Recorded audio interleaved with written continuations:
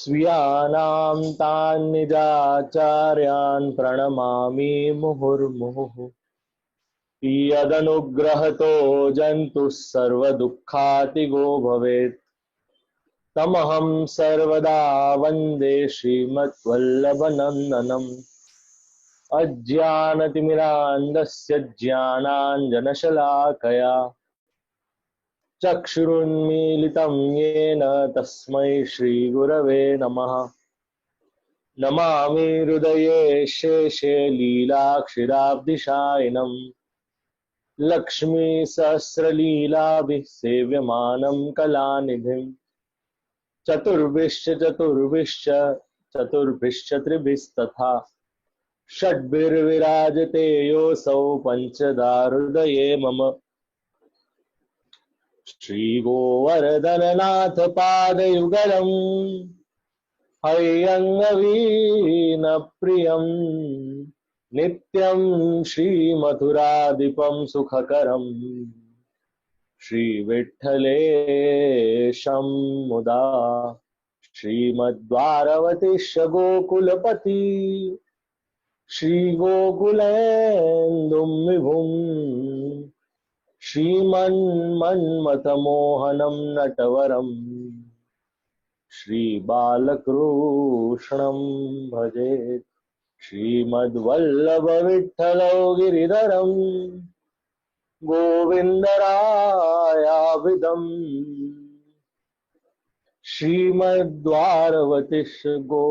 श्रीमद्बालक कृष्ण गोकुलपति नाथन् रघूणांस्तथा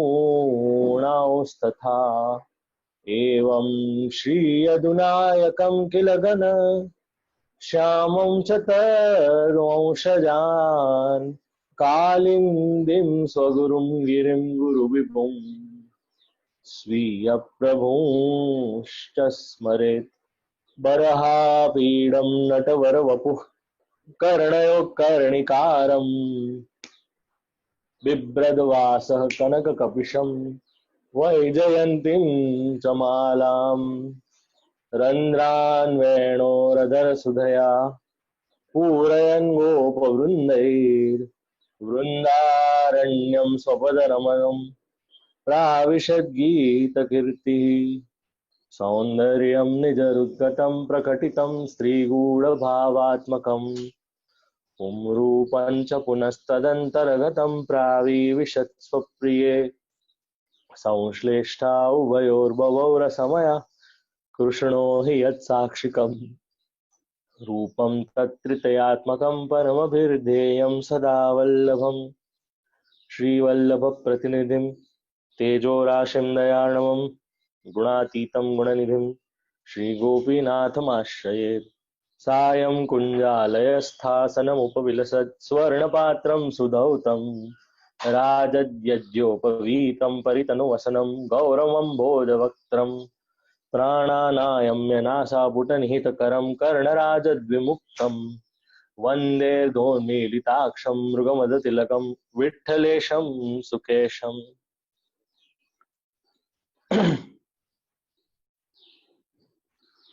स्वसेव्य श्री ठाकुर जी ने दंडवत प्रणाम करी। आचार्य चरण ने दंडवत प्रणाम करी। दीक्षादाता गुरु विद्यादाता गुरु इत्यादि ने प्रणाम करीना। तैसोई वृंदावन तैसीए हरित भूमि तैसीए भीर बनी सहज सुहाई माई तैसोई वृंदावन। झूलत राधा मोहन हिंडोरे झूलत राधा मोहन। आप लोगोने जे हिंडोलोत्सव जे शरू थयो छे तेनी बधाई। आप लोगोने त्यां तीज छे, अमारे त्यां चौथ छे।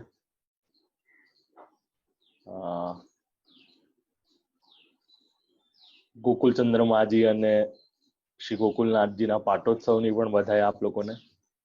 आप लोगोने त्यां 12 कलाक पछी आवशे, अमारे त्यां आजे बेसी गई छे।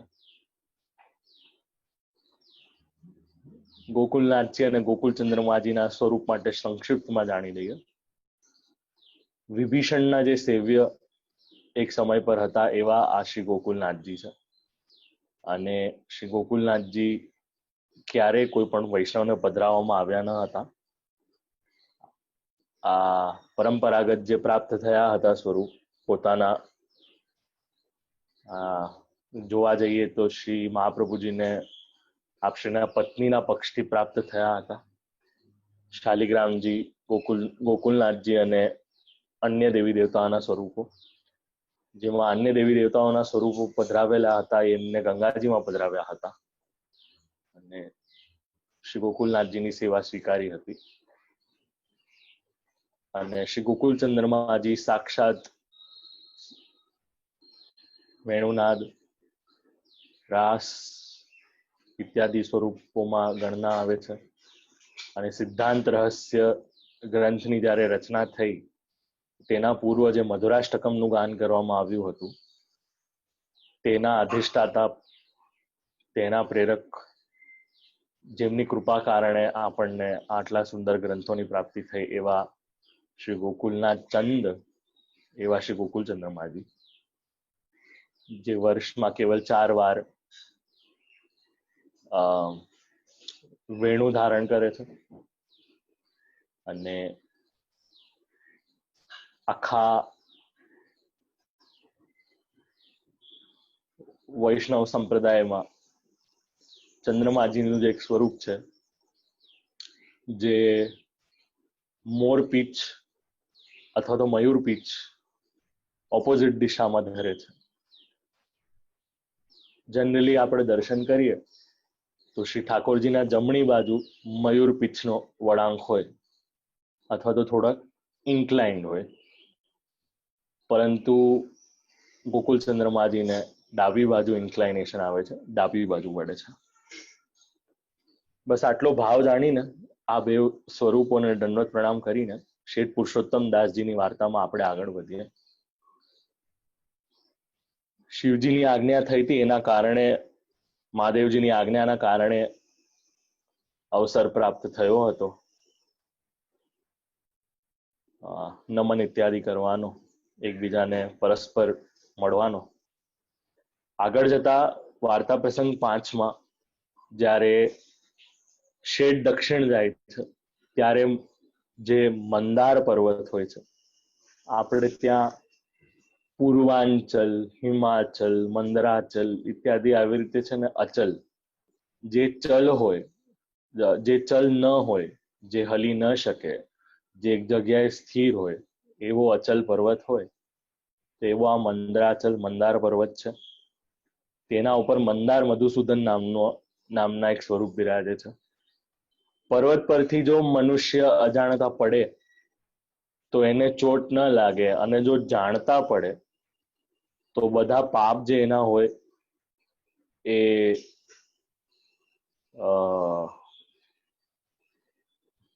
જાણીને જો બધા પાપ કહીને એના જે પાપ ત્યાં કન્ફેસ કરીને જો પડે તો એનો દેહ છૂટે અને બીજા જન્મમાં એની બધી કામનાઓ સિદ્ધ થાય છે, એવું આ પર્વતનું માનતા ગણાય કે કેવી રીતે તમારે એને જેવી રીતે પણ એનું ઇન્ટરપ્રિટેશન કરવું એના આધારે છે.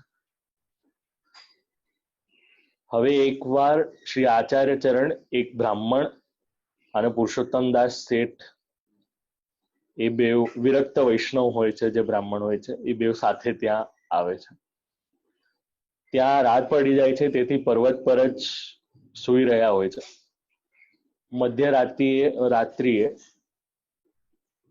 એક બ્રાહ્મણ સિદ્ધ સ્વરૂપ લઈને શ્રી ઠાકોરજી પોતે ત્યાં પધારે છે. ભક્તની પરીક્ષા માટે આવું સ્વરૂપ ધારણ કરવું એ કોઈ નવી વાત નથી. પૌરાણિક કાળોમાં પણ એવી આપણને અમુક જગ્યાએ એના અનુસંધાન આપણને મળીને રહે છે કે ક્યારે શ્રી ઠાકોરજી ભક્તની કોઈ પ્રકારે પરીક્ષા લેવા આવે છે. અહીંયા એક સિદ્ધ બ્રાહ્મણનું રૂપ ધરીને શ્રી ઠાકોરજી પધાર્યા છે. શેઠ કઈ બોલ્યા નહીં. શેઠ સાથે જે વૈષ્ણવ હતા એને પૂછ્યું કે તમે કોણ છો? તો એને કહ્યું, હું બ્રાહ્મણ છું, આ પર્વત પર રહું છું, તમે કોણ છો? કીધું કે અમે શ્રી વલ્લભાચાર્યજીના સેવક છે. ઓળખાણ આપી તો કેટલી સારી રીતે આપી. એક લૌકિક ઉદાહરણ આપો આપ લોકોને. આપના જ દેશના પૂર્વ પ્રધાન જેમનું નામ બરાક ઓબામા એક સભામાં ગયા હતા અને એમને પૂછવામાં આવેલું હતું આપ પોતાનું ઇન્ટ્રોડક્શન આપો. કોઈ દેશના ઉપરાષ્ટ્રપતિને પૂછવામાં આવે કે પોતાનું ઇન્ટ્રોડક્શન આપો તો એ માણસ શું કે હું તમારા દેશનો પૂર્વ પ્રધાન રહી ચૂક્યો છું. એ તો સહજ જ છે, કોઈ પણ કહી શકે. પણ ત્યાં બરાક ઓબામાએ એક અલગ જ વાત કરી. બરાક ઓબામાએ એમ કહ્યું, આઈ એમ મિશેલ્સ હસબન્ડ. હું મિશેલનો પતિ છું. તો લૌકિકમાં જો સહજ રીતે આટલી સુંદરતાથી જો બરાક ઓબામા જેવો સરળ વ્યક્તિ આ વાત કરી શકે, તો જ્યારે આપણને કોઈ પૂછે તમે કોણ છો, તો આપણે છાતી ફાડીને એકદમ 56 ઇંચની છાતી કરીને કહીએ હું ફલાણો છું. એના કરતા દીનતાપૂર્વક આપણે જો જવાબ દઈએ શ્રી આચાર્ય ચરણનો સેવક છું, તો શું શોભે? જરાક એનો આપ લોકો વિચાર કરજો. હવે બીજી વાત કહું. આઈ થિંક આ ગોકુલનાથજીનો પ્રસંગ છે, હું શ્યોર નથી, બટ છતાંય મને યાદ આવી રહ્યું છે. એક વખત એક વૈષ્ણવ અપરસ ન હતી ને ગોકુલનાથજીનો સ્પર્શ કર્યો હતો. તો ગોકુલનાથજીએ પૂછ્યું તમે કોણ? વૈષ્ણવે કહ્યું હું વૈષ્ણવ. ગોકુલનાથજીએ ફરી પૂછ્યું તમે કોણ? હું વૈષ્ણવ. ત્રીજી વાર આજ્ઞા કરી, ત્રીજી વાર પણ સરખો ઉત્તર આપ્યો. ગોકુલનાથજીએ આજ્ઞા કરીને કીધું કે મારી અપરસ છોવાણી નથી, મારાથી મનુષ્યને નહીં અપિતુ વૈષ્ણવને સ્પર્શ થયો છે. એક બાજુ આપણે એમ કહીએ સ્વરૂપ વિસ્મૃતિ થઈ છે, બીજી બાજુ આપણે બ્રહ્મ સંબંધની દીક્ષા લઈએ, અને ત્રીજી બાજુ આપણે ઈ સ્વરૂપનું જ્ઞાન થયા બાદ પણ આવા અજ્ઞાનમાં બેઠા રહીએ કે હું આ અને હું તે અને હું મમતા અને હું અહંતા અને આમ ને તેમને એમાં બેસીને રહીએ. તે આપણને કઈ બાજુ લઈ જવાનું છે જરા એનો વિચાર આપણે કરવો જોઈએ. અહીંયા સ્પષ્ટ રીતે કીધું અમે શ્રી વલ્લભાચાર્યજીના સેવક છીએ. બ્રાહ્મણે કહ્યું કે અમારી પાસે એક મણી છે, તમે લેશો? જે વિરક્ત વૈષ્ણવ બ્રાહ્મણ હતા એમણે પૂછ્યું કે મણીમાં શું ગુણ છે? પૂછ્યું.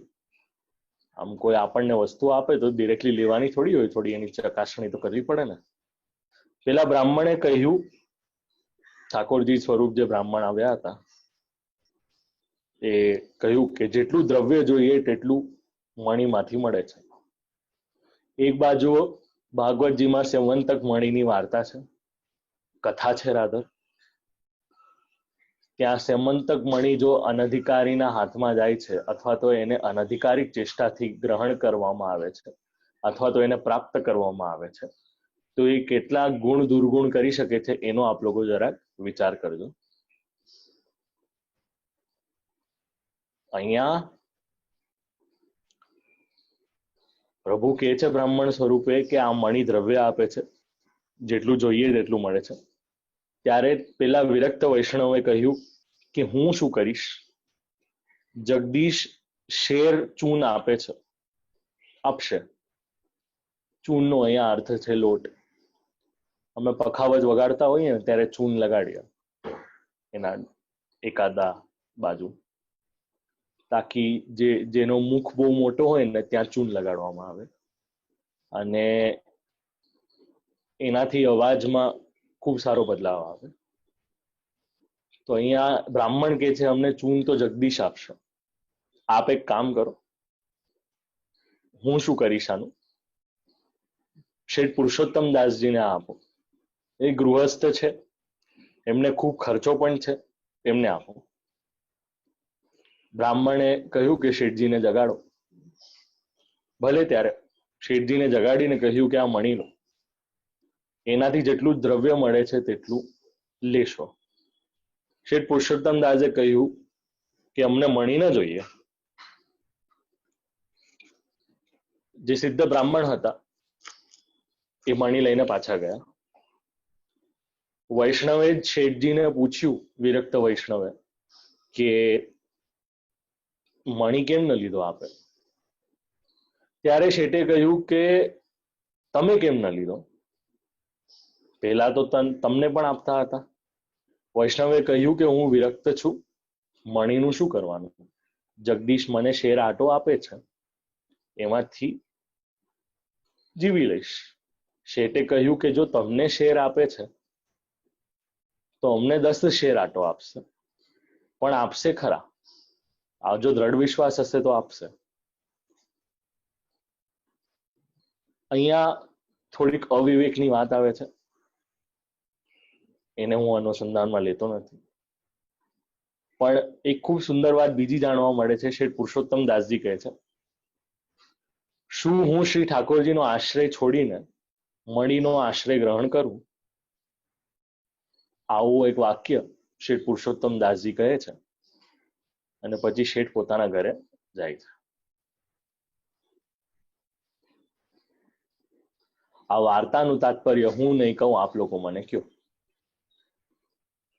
આ એવું થોડી નક્કી કર્યું છે 14 સેશનમાં મારે જ ખાલી બોલવાનું હોય. નહીતર આ તો શું થાય, ઓલો ગામનો એક ટીચરનો લેક્ચર ચાલતો હોય ને આપણે જોકા ખાતા હોઈએ, એના જેવી વાત છે. પણ આ જોખા ખાવાની સ્થાન નથી, આ જાગૃત રહેવાનું સ્થાન છે. તો તમને ઉત્તિષ્ઠ કરીએ, જાગૃત કરીએ, વરાન પ્રાપ્ય નિબોધત કરીએ. તો શું જાણવાનું છે આ વાર્તામાં? જરાક સારા અંશમાં કોઈક લખે તો સારું, આનંદ આવે. પછી આ મીટિંગ આઈડી હોય કે બીજી મીટિંગ આઈડી હોય,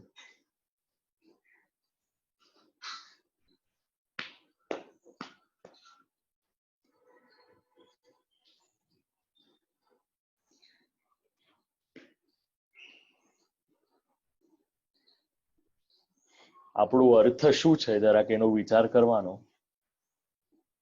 મારું આ શનિવારે ચતુશ્લોકી પર એક સત્ર છે. આપ લોકોના યુએસના ટાઈમ પ્રમાણે સવારના 5 વાગે હશે, પણ જો શ્રવણ નહીં થાય તો આપ લોકો એને યુટ્યુબ અને ફેસબુક પર શ્રવણ કરી લેજો. આનો ખુલાસો હું ત્યાં કરીશ, આજે આપ લોકોને નહીં કહું.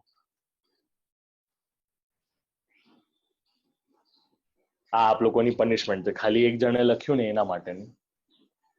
એટલે જો પાર્ટિસિપેટ નહીં કરો તો હું આનો ગૂઢ રહસ્ય આપ લોકોને નહીં કહું. અહીંયા ભાવપ્રકાશમાં એવું લખવામાં આવ્યું છે કે આ વાર્તામાં ઘણો સંદેહ થાય કે પહેલી વસ્તુ તો શેઠે દક્ષિણ જવાનું શું કારણ હતું. તો અહીંયા ખુલાસો કરવામાં આવ્યો છે કે દક્ષિણમાં શ્રી આચાર્ય ચરણનું જન્મસ્થળ છે. એ જન્મસ્થળના દર્શન કરવા માટે દક્ષિણમાં શ્રી આચાર્ય ચરણના સાથે આવવામાં આવ્યું છે. અને મધુસૂદનજીના સ્થાન પર શા માટે ગયા એનું પણ અહીંયા ખુલાસો આપ્યો છે કે મંદાર મધુસૂદનજીની આજ્ઞા થઈ હતી કે આપ વૈષ્ણવ છો, આ ક્ષેત્રમાં પધારો, અને મારા પાસે જે પાપી ગણા આવે છે એના માટે આપણે આ 2 શ્લોક કૃષ્ણાશ્રયના અનુસંધાનમાં લઈએ. ગંગાદિ તીર્થ વર્યેશુ જે ઇત્યાદિ શ્લોક છે, તિરોહિતાર્થ દેવેશુ કૃષ્ણ એવ ગતિર્મમ. જે બધા તીર્થ સ્થાનો છે એ તીર્થ સ્થાનમાં પાપનું બળ એટલું વધ્યું છે, જેમ આપણે કદાચ બેઠક ચરિત્ર ઇત્યાદિ વાંચીએ તો આપણને ખ્યાલ આવે કે શ્રી આચાર્ય ચરણ એ તીર્થ ક્ષેત્રમાં પધારીને એમનો ઉદ્ધાર પુનઃ પવિત્ર કરવાની કૃપા કરી છે. અને ભૂમિ પર પણ કૃપા કરવા માટે શ્રી આચાર્ય ચરણ સ્વતઃના શ્રી ચરણથી પાદુકાજી ગ્રહણ ન કરીને આખા ભારત વર્ષની પરિક્રમા કરી છે. તો અહીંયા કોઈ ભગવદીય આવે જેના સ્પર્શ માત્રથી આ પાપો દૂર થાય, એના અનુસંધાનમાં અહીંયા શેઠ પુરુષોત્તમ દાસને આવી રીતે શ્રી મધુસૂદનજીએ આજ્ઞા આપી છે, મંદાર મધુસૂદનજીએ. હવે અહીંયા મહાત્મ્ય વધે. જુઓ, ભક્તથી પણ ભગવાનનું મહાત્મ્ય વધે છે. જો ભક્તથી ભગવાનનું મહાત્મ્ય ન વધતું હોત, જો ભક્ત જ ન હોત તો શું ભગવાન હોત?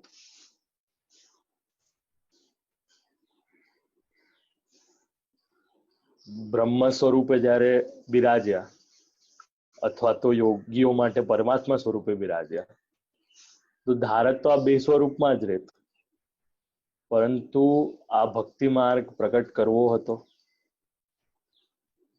કર્મ અને જ્ઞાનના થી પણ અધિક,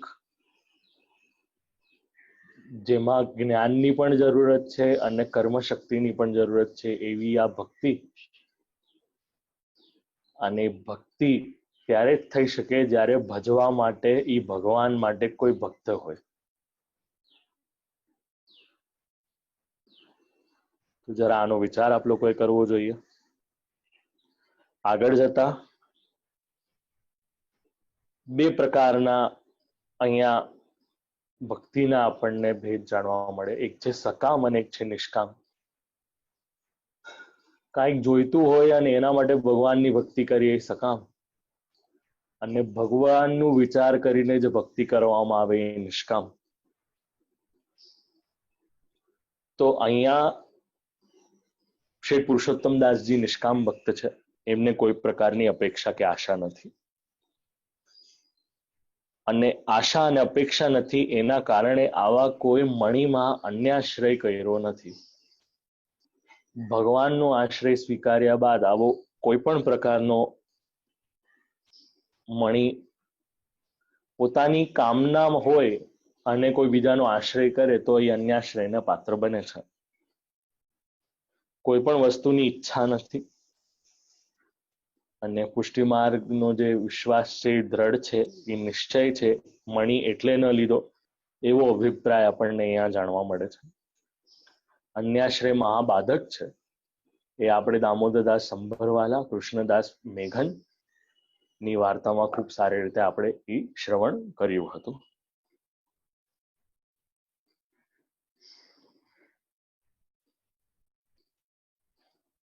ભાવપ્રકાશમાં બીજી એક વસ્તુ જાણવા મળે છે આપણને, કે આવી જો કોઈ પરીક્ષા લેવા આવે ને તો એને ઉત્તર પણ ન દેવો. જે પરીક્ષા લેવાનો આવે, આવી રીતે કોઈ મણી દેવા આવે ને, એ સામેથી જ પાછો વયો જાય. એવું ભાવપ્રકાશના અંતમાં શ્રી હરિરાયજી આપણને આજ્ઞા કરે છે. જે શેઠનો દ્રઢ આશ્રય હતો. મેં ગઈકાલે જ એક વસ્તુ કાલે ફેસબુક પર મૂકી હતી. મહાપ્રભુજી શ્રી દામોદરદાસ હરસાણીજીને નિમિત્ત બનાવીને એમ કે છે કે યહ માર્ગ તેરે લીએ પ્રગટ કિયો હૈ. પુષ્ટિ માર્ગમાં એવી ભાવના છે કે વૈષ્ણવોના રિપ્રેઝેન્ટેટિવ શ્રી દામોદરદાસ હરસાણીજી છે. તો મારો આજના સમાજને એક જ પ્રશ્ન છે, શું આપણે શ્રી દામોદરદાસ હરસાણીજીના એક્સપેક્ટેશન્સ ને ફૂલફિલ કરી રહ્યા છે? એ જે સ્ટેન્ડર્ડ જે મીટ કરવાના હોય એઝ અ વૈષ્ણવ, એ શું આપણે મીટ કરી રહ્યા છે કે નથી કરી રહ્યા? જરાક એનો વિચાર આપણે સેલ્ફ ઇન્ટ્રોસ્પેક્શનમાં કરવો જોઈએ. વાર્તા પ્રસંગ છઠ્ઠો. આચાર્ય ચરણ કાશી પધાર્યા, શેઠના ઘરે બિરાજ્યા. શેઠ પુરુષોત્તમ દાસના શ્રી ઠાકોરજી મદન મોહનજીને પંચામૃત સ્નાન કરાવ્યું, ભોગ ધર્યો, ત્યારબાદ ભોજન કર્યું. દામોદરદાસ હરસાણીએ શ્રી આચાર્ય ચરણને વિનંતી કરી કે મહારાજ, અહીં પંચામૃત શ્રી ઠાકોરજીને સ્નાન શા માટે કરાવ્યું? આચાર્ય ચરણે કહ્યું કે અમારી આજ્ઞાથી નામ આપે છે, છતાંય આટલી મર્યાદા રાખવી જરૂરી છે. પ્રસંગ યાદ આવ્યો નામ આપવાનો? મંગળવારે અને આપના સોમવારે એક પ્રસંગ મેં કહ્યો હતો કે એક બ્રાહ્મણને નામ સુણાવવાનું આચાર્ય ચરણની કાનીથી અને કૃપાથી એ કાર્ય કર્યું હતું. એનો આશય અહીંયા ભાવ પ્રકાશમાં શ્રી હરિરાયજી આપણને સમજાવે છે કે સેવક કરી તેને સન્મુખ શિષ્યનો જે પાપ આવે છે એ ગુરુના માથે હોય છે. અનફોર્ચ્યુનેટલી આપણું બહુ મોટું દુર્ભાગ્ય છે. એક વખત મેં સહજ જ એક વિદ્વત આચાર્યને પૂછ્યું હતું, મારા ઘર પાસે જ બિરાજે છે. પ્રશ્ન પૂછવા પહેલા જ મેં કહ્યું હતું, આપશ્રીને અવિવેક ન લાગે તો એક પ્રશ્ન પૂછું. મેં કીધું, શિષ્ય કોઈ દોષ કરે, શિષ્ય કોઈ પાપ કરે અથવા તો શિષ્યથી કોઈ પ્રકારની અવિવેક થાય તો એનો દોષ કોને લાગે? તો મને ખૂબ સુંદર આજ્ઞા આપી. જો બ્રહ્મ સંબંધ દીક્ષા દાતા ગુરુ કોઈ પણ અનધિકારીને દીક્ષા આપે તો ગુસાઈજીની સ્પષ્ટ આજ્ઞા છે, દાતા એવ વિનશ્યતિ. આ વાત આપણને પુષ્ટિ માર્ગમાં 99% કોઈ સમજાવતું નથી. દાતા એવ વિનશ્યતિ. આપણે જો કોઈ ભૂલ કરીએ, આપણે જો કોઈ પાપ કરીએ અને એ અનધિકારિક ને કોઈ પ્રકારની દીક્ષા દેવામાં આવે તો એ જેને દીક્ષા દીધી હોય એના માથે એ વસ્તુ ચડે. અહીંયા આપણને એ જ વસ્તુ જાણવા મળે છે. શિષ્યના પાપ હતા, એ ગુરુ સામર્થ્યવાન હોય તો એ બળી જાય. હવે જેના ગુરુ શ્રી આચાર્ય ચરણ હોય એના પાપ તો બળે જ, એમાં ના જ નહીં. પરંતુ અહીંયા એક પ્રકારની મર્યાદા રાખવામાં આવેલી છે અને એ મર્યાદા રાખવામાં આવી એના કારણે પંચામૃતનું સ્નાન કરાવ્યું. આના બે પ્રકારના ભાવ આપણે સમજવા જોઈએ. પાંચ તત્વનું જે શરીર, પંચમહાભૂતનું જે શરીર છે એ શુદ્ધ થાય. મર્યાદા દ્રષ્ટિથી જોઈએ તો સેવ્યને પંચામૃતથી સ્નાન કરાવ્યું અને શેઠનું પંચતત્વનું જે શરીર હતું એ શુદ્ધ થાય, એ ગૌણ ભાવ. અને મદન મોહનજીની સેવા શ્રી આચાર્ય ચરણના ભાવથી કરી હતી, જે મેં પહેલા સમજાવ્યું હતું. એ ભાવના બદલે પંચામૃતની સેવા, પંચામૃતનું સ્નાન અંગીકાર કરાવીને શ્રી ગોવર્ધનનાથજીની સેવા નો ભાવ અહીંયા પ્રકટ કર્યો અને મુખ્ય ભાવ જણાવ્યો. એના કારણે આ પંચામૃત સ્નાન કરવામાં આવ્યું. એટલે જેમ પહેલાના વાર્તા પ્રસંગમાં મેં સમજાવ્યું હતું, ઠાકોરજીથી અધિક આચાર્ય ચરણની સેવા કરી રહ્યા છે એ ભાવથી સેવા કરી રહ્યા હતા અને એ ભાવ અહીંયા શ્રી આચાર્ય ચરણે પંચામૃત સ્નાન કરાવડાવ્યું અને ત્યારબાદ શ્રી ગોવર્ધનનાથજીના રૂપ ધરીને સેવા કરી રહ્યા છે એવી ભાવના અહીંયા પ્રગટ કરી. એ મુખ્ય ભાવ જાણીને અહીંયા પંચામૃત સ્નાન કરાવ્યું. મને કોઈકનો પ્રશ્ન આવ્યો હતો એક દિવસ કે સ્વરૂપ પુષ્ટ ન હોય તો શું પંચામૃત સ્નાન ને ઇત્યાદિ બધો ક્રમ કરાવાય કે ન કરાવાય?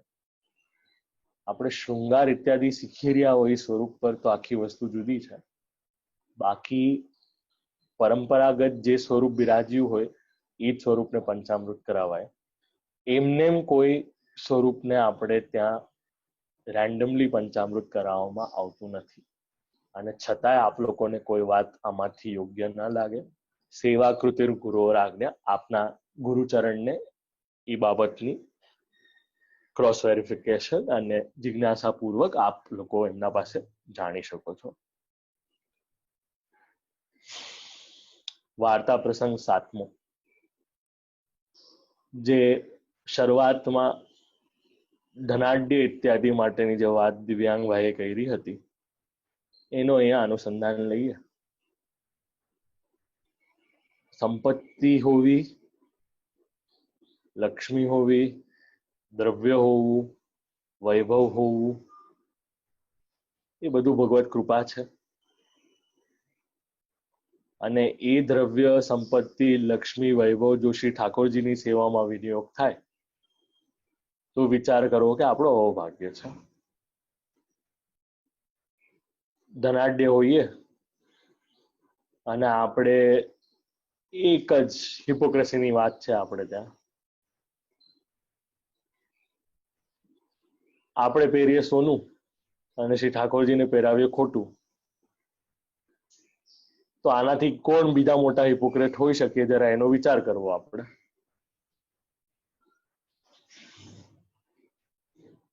આપણને જોઈતા હોય હીરા માણેક મોતી પન્ના અને આપણે નાથદ્વારા જઈને એની પણ ફર્સ્ટ કોપી કરાવીએ અને પછી પ્લાસ્ટિક શ્રી ઠાકોરજીને પહેરાવીએ.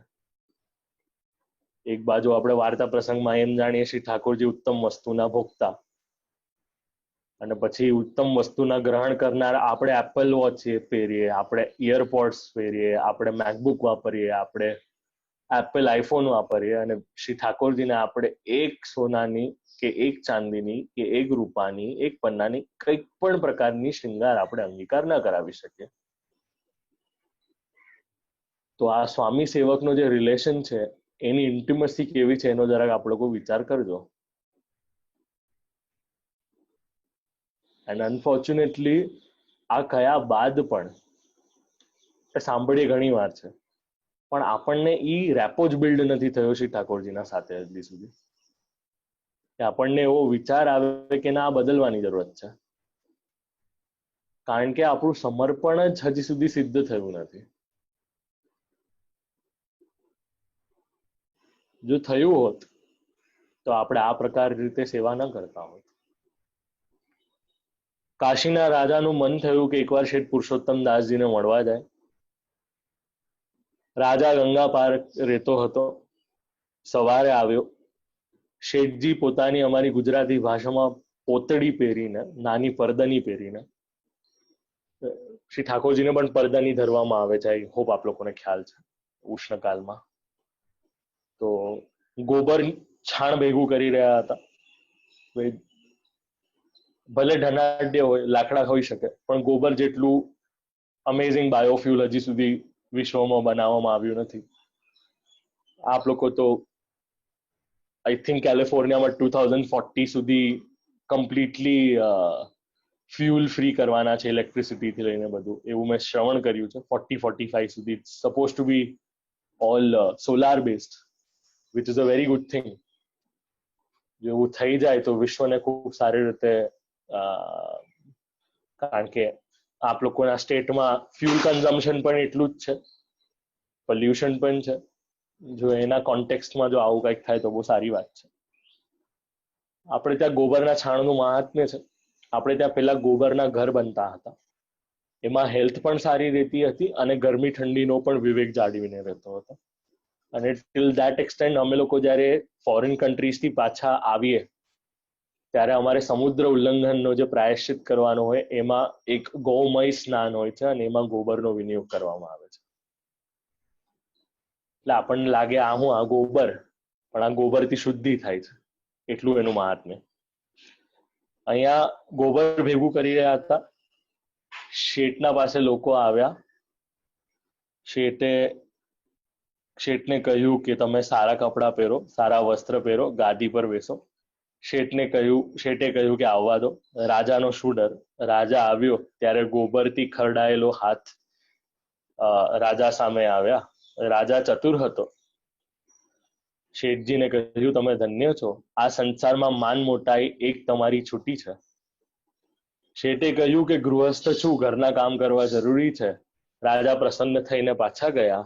શેઠ પ્રતિષ્ઠાની ઈચ્છા જરાય રાખતો ન હતો. ગાયની ટહેલ કરી રહ્યા હતા, ગાયની સેવા કરી રહ્યા હતા. એ કહેવાના બદલે પોતાના ઘરનું કામ કરી રહ્યા છે એમ કહ્યું.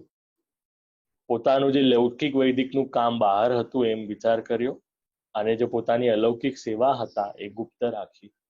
અને આ આપણને ભાવ વાર્તા પ્રસંગમાંથી જાણવા મળે છે.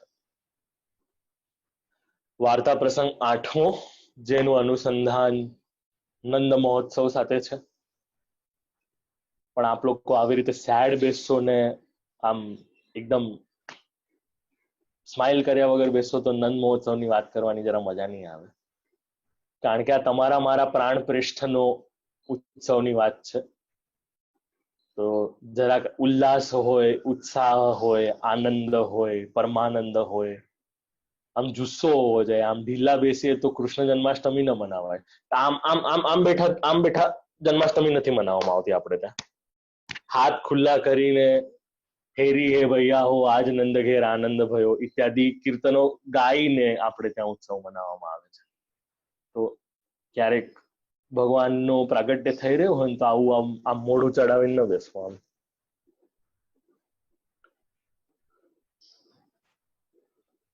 તો જરાક આપ લોકો વિચાર કરવો એના માટે. ભગવાનનો શ્રી ઠાકોરજીનો પ્રાગટ્ય થઈ રહ્યો હોય અને નંદ મહોત્સવ થઈ રહ્યો હોય. આવી રીતે શેઠ પુરુષોત્તમ દાસજીને ત્યાં એક દિવસ જન્માષ્ટમી આવી. આચાર્ય ચરણ કાશી બિરાજ્યા છે તો પુરુષોત્તમ દાસજીના ઘરે બિરાજ્યા છે.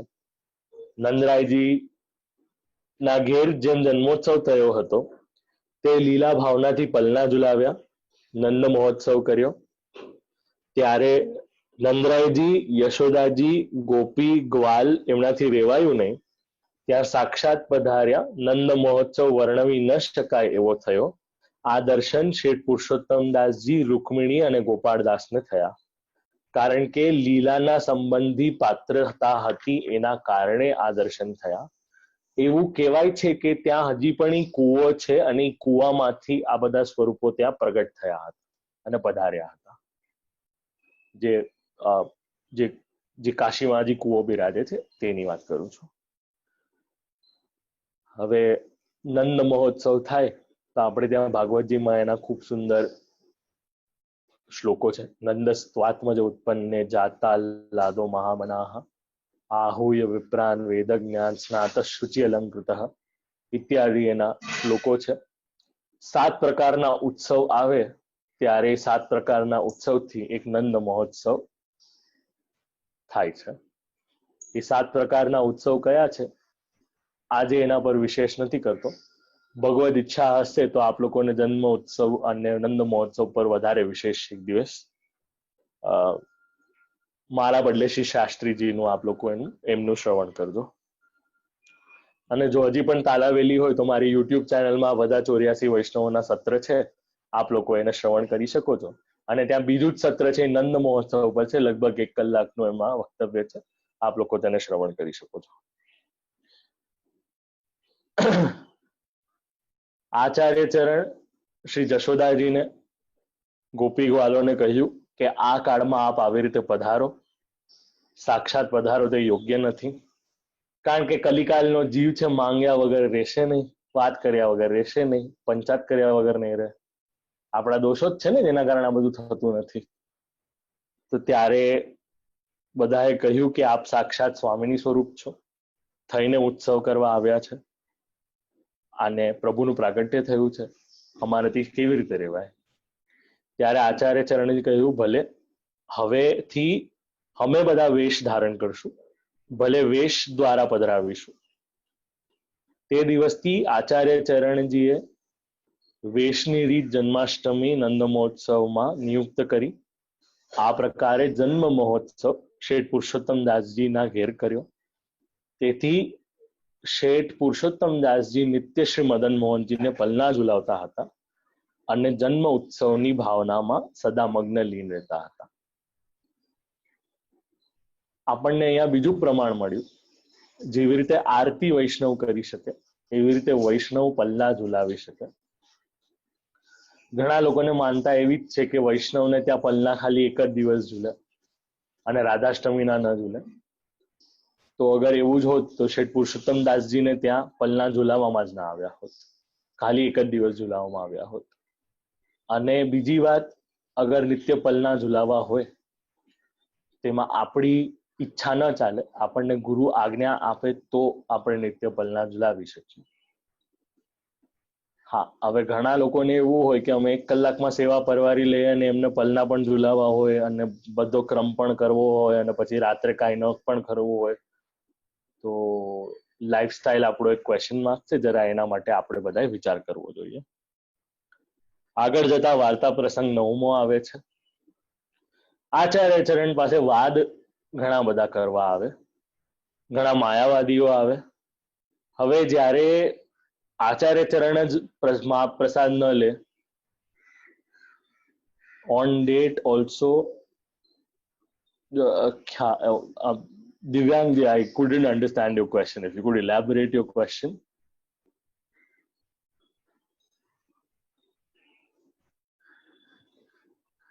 I can't hear you because I'm 1 second, I'll remove my mic. હા બોલો, શું કહી રહ્યા છો?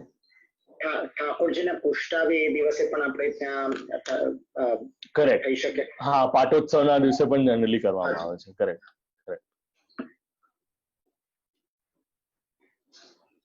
So again, depends on Guru Agnya. Guru Agnya આપે તો કરાય, ના આપે તો ના કરાય. So fortunate. આ તાપનો માર્ગ છે, વિરહનો માર્ગ છે. You have to continuously remind and continuously request for things, only then you are granted permission with. મને પણ એવું થયું હતું. But then you need to be quite observant enough to understand when to ask for an agnya and when to not ask for an agnya. So જેવી રીતે ઠાકોરજીને જાણવાનો પ્રયત્ન કરો છો, એવી રીતે પોતાના દીક્ષાદાતા ગુરુને પણ જાણવાનો પ્રયત્ન કરો. અને કાંઈ નહીં તો સ્વભાવ વિજયો ભવેત વદતિ વલ્લભ શ્રી હરે. પોતાના સ્વભાવ પર વિજય મેળવીને શ્રી ગુરુની આજ્ઞા માંગવા જાઓ. હવે જ્યારે આચાર્ય ચરણ હોય, જો એક વસ્તુ કહી દઉં આપ લોકોને, આચાર્ય પરંપરામાં શાસ્ત્રાર્થ એક કોમન વસ્તુ છે. તો કાશીમાં બિરાજવાનું હોય અને પંડિતો આવીને ચર્ચા ન કરે એવું પોસિબલ નથી. તો બન્યું એવું કે અહીંયા ઘણા બધા પંડિતો આવવા લાગ્યા અને વૈષ્ણવનો મહાપ્રસાદ નહોતો થતો, કારણ કે આચાર્ય ચરણ સાંજ સુધી પ્રસાદ લેતા ન હતા. એટલે આચાર્ય ચરણે પત્રાવલંબન નામનો એક ગ્રંથ લખ્યો, કાગળ પર લખીને વૈષ્ણવોને આપ્યો, કહ્યું કે વિશ્વેશ્વર મહાદેવજીના ભીતિના સમક્ષ આપ આને લગાડી દો. આનું જેને પણ ખંડન કરવું હશે એ જે વાંચશે, શૈવી માયાવાદી જે પણ બ્રાહ્મણોને સંદેહ હોય એ વાંચશે. ઉત્તર ન મળે તો આચાર્ય ચરણ પાસે આવશે, ઉત્તર મળી જાય તો પછી આચાર્ય ચરણ પાસે આવવાની વિશેષ જરૂરત નહીં રહે. પછી જેને જેને ઉત્તર મળ્યો બધા ચૂપ રહ્યા અને આટલા નાના ગ્રંથમાં હજારો માયાવાદીઓનું ખંડન કર્યું. આપ લોકોને એક નાની વિનંતી છે, હું પણ એને પૂર્ણ કરવા માટે મારો પૂર્ણ પ્રયત્ન કરી રહ્યો છું. મહાપ્રભુજીનો જે પક્ષ આપણે વાંચવાનો પ્રયત્ન કરી રહ્યા છે ને, એના સાથે સાથે આપણે ત્યાં એક વેદાંત ચિંતામણી નામનો ગ્રંથ છે. જેને અભિરુચિ હોય એને હું આ ગ્રંથ માટેની થોડીક માહિતી આપી રહ્યો છું. જેને ન હોય 2 મિનિટ ખાલી મને સાંભળી લો. વેદાંત ચિંતામણી નામના ગ્રંથમાં અન્ય સંપ્રદાયોના જે મત છે એ કહેવામાં આવ્યા છે. અને એક વસ્તુ સમજવા જેવી છે, શંકરાચાર્યજીનો મત છે એ પૂર્વ પક્ષ છે અને મહાપ્રભુજી શંકરાચાર્યજીના બાદ થયેલા આચાર્ય છે એટલે એ ઉત્તર પક્ષ છે. જ્યાં સુધી આપણે ઉત્તર પક્ષ ખાલી એમને વાંચશું, આપણને પૂર્વ પક્ષ સમજાશે નહીં. જો પૂર્વ પક્ષનો થોડો પણ આપણે જ્ઞાન લેશું અને ઉત્તર પક્ષને જાણવાનો પ્રયત્ન કરીશું તો આપણને ખબર પડશે કે મહાપ્રભુજીએ માયાવાદનો ખંડન શું કર્યો છે, મહાપ્રભુજીએ શાંકર ફિલોસોફીને કેવી રીતે ઓપોઝ કરી છે, અથવા તો પોતાનો થોટ પ્રોસેસ કેવી રીતે આપણા સામે મૂક્યો છે. પણ હવે આપણને શું થઈ ગયું છે, મીઠો મદન ગોપાલ, આજ દધી મીઠો મદન ગોપાલ, આપણે એના ઉપર ક્યારેક ઉપર આવી જ નથી શકતા. તો જે મહાપ્રભુજીનું વિરચિત જે નવનીત છે ગ્રંથોનું, તો એ જરાક આપણે જાણવાનો પ્રયત્ન કરીએ તો મારા હિસાબે આપણા માટે થોડુંક સારું રહેશે. અચ્છા, એનાથી બીજી વસ્તુ આપ લોકોને કહી દઉં. ગયા ગુરુવાર અને આપ લોકોના બુધવારે મેં પાઠનો ક્રમ આપ્યો હતો. તો ઘણાને એવું સંદેહ થયું કે આ પાઠ જ કરવાના હોય અને કીર્તન ન કરવાના હોય. મેં ક્યાંય એવું કીર્તન નથી કે આપ લોકો કીર્તનનો લોપ કરો અને આ પાઠ કરવાનું શરૂ કરો. મેં એમ કીધું છે કે આ પાઠનો એકાદો ક્રમ આપણે ત્યાં આ પ્રણાલીમાં આવી રીતે છે, જો આપ લોકોને યોગ્ય લાગે તો કરો, ન લાગે તો ન કરો. હરિરાયજીએ હરિરાય વાંગ મુક્તાવલીમાં કયા ગ્રંથને કેવી રીતે લેવાનો છે એનું અનુસંધાન મેં પેલા ક્લાસમાં લઈ લીધું હતું. મારે એક ખુલાસો કરવાનો રહી ગયો હતો, એના માટે હું આપ લોકોને અહીંયા જણાવી રહ્યો છું.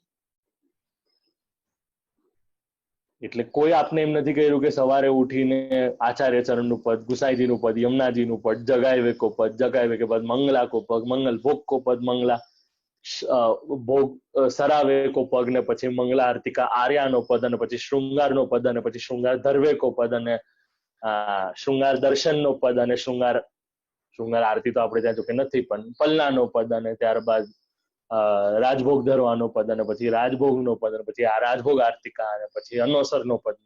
નો one is stopping you from doing kirtan seva, પણ અગર ઘરમાં એક જ વ્યક્તિ હોય અને બે વ્યક્તિ હોય અને એક જણને કીર્તન આવડે અને એક જણને કીર્તન ન આવડે, તો એના કોન્ટેક્સ્ટમાં આ વાત આખી કરવામાં આવી હતી.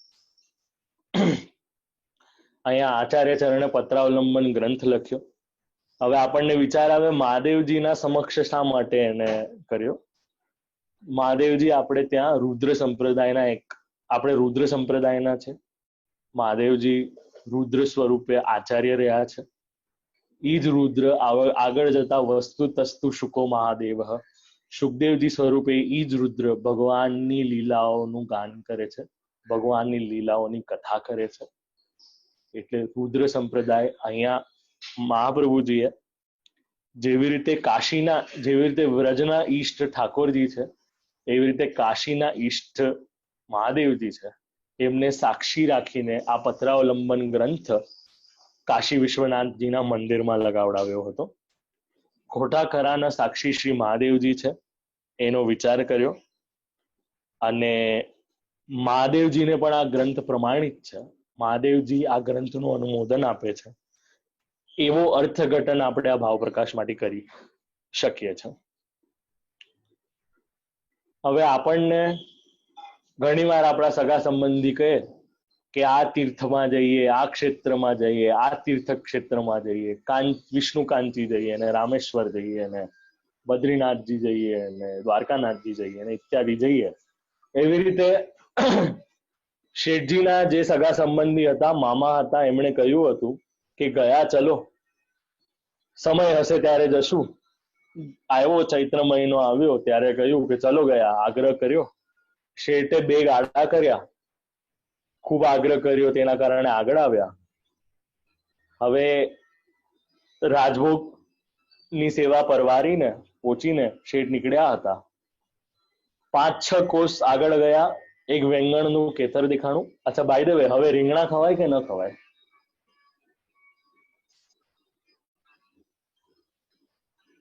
હા, ઓરો ખવાય, બેંગણનું ભરતું ખવાય, રીંગણાનો ભજીયા ખવાય, રીંગણાની ટેટી ખવાય, રીંગણાનું રાયતું ખવાય. સરસ સરસ, ઉષાબેન પણ ના પાડે ચાંગડી કરીને, સારું છે. રીંગણ ન ખવાય હમણાં, કારણ કે ચાતુર્માસનો આરંભ થઈ ગયો છે. એના કારણે જગન્નાથજીમાં રીંગણા ધરાતા હોય છે અને શ્રીજીમાં પણ રીંગણ ધરાતા હોય છે, પરંતુ રીંગણની અમુક આયુર્વેદિક લિમિટેશન્સના કારણે એને ચાતુર્માસમાં ખવાતો નથી. આપણે ત્યાં ટેકનિકલી પેલા રીંગણ ખવાતું જ નહોતું. એ તો જગન્નાથજીની આજ્ઞા થઈ એના કારણે રીંગણ સેવા પ્રણાલીમાં આવ્યું છે. તો અહીંયા રીંગણ જે હતું શ્રી ઠાકોરજીના સેવા માટે યોગ્ય હતું, શ્રી ઠાકોરજીને સમર્પી શકાય એવું હતું. એને વીણીને મોટો ટોપલો ભરી મૂક્યો. શેઠની નજર પડી, શેઠે ગાડી થબાવી, પૂછ્યું કે કેટલામાં? 1 રૂપિયાનું આપશે. ભલે. ત્યારે શેઠે રીંગણ લીધા, ગાડીવાળાને કીધું જો તું ઘરે પહોંચાડશે તો તને 1 રૂપિયો આપીશ. મામા એક બાજુ અને શેઠ પુરુષોત્તમદાસજી બીજી બાજુ. મદન મોહનજીને કહ્યું, મદન મોહનજીએ રૂકમિણીને આજ્ઞા આપી કે જલ્દીથી ઉઠ, નાઈને પૂરી કર, શેઠ આવી રહ્યા હશે. શેઠ થોડા મોડા આવ્યા. પૂછ્યું કે શું સમય છે? તો કે પૂરી કરી છે. ગોપાલદાસે ત્યારે કમાડ ખોલી, રૂકમિણીએ જવાબ આપ્યો હતો. હવે અહીંયા જોવાની વાત ઈ છે, ગોપાલદાસજી અને પુરુષોત્તમદાસજી બેવ રીંગણા સુધારવાનું શરૂ કરે છે. ખાઈએ તો કાંઈ ન થાય, આપણને પાપ લાગે, એના સિવાય બીજું કઈ જ ન થાય. હા, અને પછી શારીરિક અપચો ને ઇત્યાદિ બધી વસ્તુ અલગ થઈ, બધું વસ્તુ જુદી છે. અને જે ભગવાનને ન ધરાતો એ આપણે ખાઈએ તો આપણું શું થાય એનો જરાક આપણે વિચાર કરવો જોઈએ. I hope that answers your question. શ્રીજીમાં બધું આવે. શ્રીજીમાં તો એકાદશી પણ ના આવે. એકાદશી આપણે કરવાની હોય, શ્રીજીને એકાદશી ન હોય. એકાદશી આપણા ઇન્દ્રિયો માટેની છે, અને એના માટે બોલતો નથી કારણ કે મને એકાદશીના દિવસે બહુ ખાવાનું ભાવે છે. એટલે આગળ જતા અહીંયા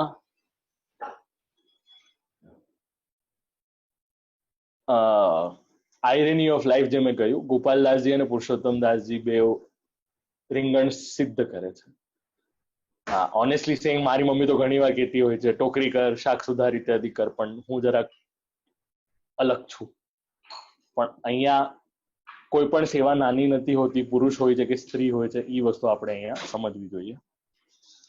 ભલે વૈષ્ણવોને બોલાવવાનો વિચાર કર્યો, 10 વૈષ્ણવોને બોલાવ્યા, જે શ્રી ઠાકોરજીની જે ભોગ ધર્યો હતો એ પ્રસાદ બહાર લીધો, ઠાકોરજીને પોઢાવ્યા, પ્રસાદ લીધો, મહાપ્રસાદ લીધો વૈષ્ણવો સાથે. કેટલા દિવસ પછી મામા આવ્યા કે તમે શા માટે પાછા ફર્યા? શેઠજીએ કહ્યું મને કંઈક કામ આવ્યું હતું ઘરમાં, એના કારણે ફર્યો હતો.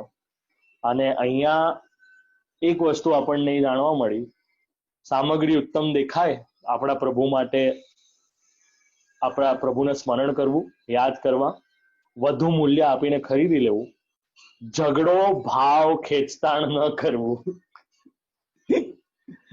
એટલે ભાવતોલ ન કરવો, અને પોતાની શક્તિ પ્રમાણે લેવું. પોતાની શક્તિ પ્રમાણે લેવું એ પણ આપણને શ્રી હરિરાયજી આ વાર્તામાં સમજાવે છે. આગળની વાર્તા રૂકમિણીની છે. રૂકમિણી ઇન્દુલેખાની સખી મોહિની, શ્રી ઠાકોરજીની સેવામાં તત્પર. મોહિનીને એટલો આનંદ હોય છે. આચાર્ય મહાપ્રભુજીની શરણે રૂકમિણી જ્યારે આવી, મહાપ્રભુજીએ નામ સુનાવ્યું, નિવેદન કર્યું. રૂકમિણી ખૂબ કૃપાપાત્ર હતી. ગુસાઈજી એકવાર કાશી પધાર્યા હતા, સૂર્યગ્રહણનો સમય હતો. મણિકા ઘાટ ઉપર રૂકમિણી મદન મોહનજીને સ્નાન કરાવીને પોતે મણિકર્ણિકા ઘાટ ઉપર આવી હતી. ગુસાઈજી પધાર્યા હતા, ત્યાં સ્નાન કરવા આવી. સ્નાન કરી વસ્ત્ર પહેર્યા ત્યારે એક વૈષ્ણવ ગુસાઈજીને કહ્યું કે શેઠ પુરુષોત્તમદાસજીની દીકરી ગંગા સ્નાન માટે આવી છે. ગુસાઈજીએ કહ્યું રૂકમિણી આગળ આવ. રૂકમિણી આગળ આવી. ગુસાઈજીએ પૂછ્યું કે કેટલા દિવસે ગંગા સ્નાન કરવા આવી છે? તો કે 24 વર્ષ પછી આવી છે. ગુસાઈજીનું મન ભરાઈ ગયું, હૃદય ભરાઈ ગયું અને કહ્યું કે સેવામાં આટલી લીન છે કે તને ગંગા સ્નાન માટે પણ ફુરસદ નથી. આપણને અહીંયા સંદેહ થાય કે 24 વર્ષ પહેલા તો ગંગાજી સ્નાન કરવા આવતી હતી, હવે શ્રી ગુસાઈજી પધાર્યા છે અને ગંગા સ્નાન કરવું છે એ આગ્રહથી નથી આવી, કારણ કે એ તો સેવામાં લીન છે. આ તો શ્રી ગુસાઈજી પધાર્યા છે ને એના કારણે આવ્યું છે. ત્યારે ગુસાઈજીએ જયારે રૂકમિણીને જોયું ત્યારે એમ કહ્યું કે આના ઋણથી શ્રી ઠાકોરજી કોઈ દિવસ મુક્ત નહીં થાય, કારણ કે સમગ્ર જીવન શ્રી ઠાકોરજી માટે સમર્પિત કર્યું હતું. અને રાસ પંચાધ્યાયમાં જેવી રીતે વ્રજ ભક્તોએ ને કહ્યું હતું કે તમારું ભજન એવો છે કે હું સદાય એનો ઋણી છું. અહીંયા રૂકમિણીની પણ કાંઈ એવી જ ભાવના હતી. આગળ જતા બીજો પ્રસંગ આવ્યો. ક્ષત્રિય લોકોમાં વહુ દીકરીઓ કાશીમાં કાર્તક મહિનામાં વૈશાખમાં ગંગા સ્નાન કરવા જાય. રૂકમિણીએ શેઠ પુરુષોત્તમદાસજીને પૂછ્યું કે હું ગંગા સ્નાન કરું, આજ્ઞા આપી. ત્યારે પછી ઘી, ખાંડ, મેદો ઇત્યાદિ મંગાવ્યો અને નિત્ય નિયમથી પણ અધિક સામગ્રી કરવા લાગી. બેવ સમય રાજભોગ સુધી આરોગ આવે અને પછી ઉત્થામન પછી સેન સુધી આરોગ આવે. અને એક દિવસ પૂછ્યું, શેઠજીએ પૂછ્યું કાર્તક મહિનામાં તમે નાવા ન ગયા? ત્યારે કહ્યું કે જેને કોઈ કામના ઈચ્છા હોય એ કાર્તિકમાં નાય, હું તો આ રીતે નાવું નહીં. ત્યારે શેઠ પુરુષોત્તમ દાસજી ખૂબ પ્રસન્ન થયા. ભાવ પ્રકાશમાં કાત્યાયની વ્રતનો જે પ્રસંગ આવે છે એનું અનુસંધાન લેવામાં આવ્યું. શ્રી ઠાકોરજી અને શ્રી યમુનાજીની એકરૂપતા એવું ભાવ પ્રકાશમાં કહે છે કે શ્રી ઠાકોરજીના નિમિત્તે શ્રી યમુનાજીનું પૂજન કર્યું હતું. કાત્યાયની વ્રતવ્યાજ સર્વભાવ શિતાંગન, પુરુષોત્તમ સહસ્ર નામમાં જે શ્રી મહાપ્રભુજીએ કાત્યાયની વ્રત માટેનો જે અનુસંધાન લીધું છે. કાત્યાયની વ્રત વ્યાજે પ્રભુનો આશ્રય કર્યો છે, શ્રી યમુનાજીનું પૂજન કર્યું છે. અને આવી રીતે કોઈક લૌકિક વૈદિક કાર્ય કરવું ન પડે અને શ્રી ઠાકોરજીની સેવાની મુખ્યતા આપણને આ વાર્તા પ્રસંગમાંથી જાણવા મળી છે. રૂકમિણીનું શરીર અશક્ત થયું હતું. રૂકમિણીનું શરીર છૂટે તો સારું એવું એને વિચાર આવ્યો. ભગવદ ઈચ્છાથી શરીર પણ છૂટ્યું. કોઈક વૈષ્ણવે ગુસાઈજીને એમ કહ્યું કે રૂકમિણી ગંગા પામ્યા. ગુસાઈજીએ જવાબ આપ્યો કે એમ ન કહો, ગંગાજી રૂકમિણીને પામ્યા છે એવું કહો. કારણ કે પુષ્ટિ પ્રવાહ મર્યાદા ભેદ ગ્રંથમાં તસ્માત જીવા પુષ્ટિ માર્ગે ભિન્ના એવન સંશય ભગવદ રૂપ સેવાર્થમ તત્ સૃષ્ટિર નાન્યથા ભવેત. આ ભગવાનના જે જીવો છે, જે વૈષ્ણવ છે, એ કોઈ સાધારણ જીવો નથી. પુષ્ટિમાર્ગીય જીવો સંસારના જીવોથી ભિન્ન છે અને જેની ભગવદ રૂપ સેવા છે, જેને ભગવદ રૂપ સેવા માટે જ આવા જીવોને ભગવાને ભૂતલ પર મોકલ્યા છે. આવી ભગવદીય હતી, એના માટે શ્રી ગુસાઈજી એમ કહ્યું કે ગંગાજી રૂકમિણીને પામ્યા છે એવું કહી આ આખા પરિવાર હતો. જોવા જઈએ તો વાર્તામાં 11 વૈષ્ણવ થયા છે, પરંતુ પુરુષોત્તમ દાસજીનો પરિવાર એક, એવું કહીને આ 6ઠા વૈષ્ણવની વાર્તા પ્રસંગ અહીંયા વિરામ લે છે. અને શેઠ પુરુષોત્તમ દાસજીના 52 નેગના શ્રી મદન મોહનજીના શ્રી ચરણમાં હું આ વાર્તાને સમર્પિત કરીને મારી વાણીને વિરમું છું. અસ્તુ.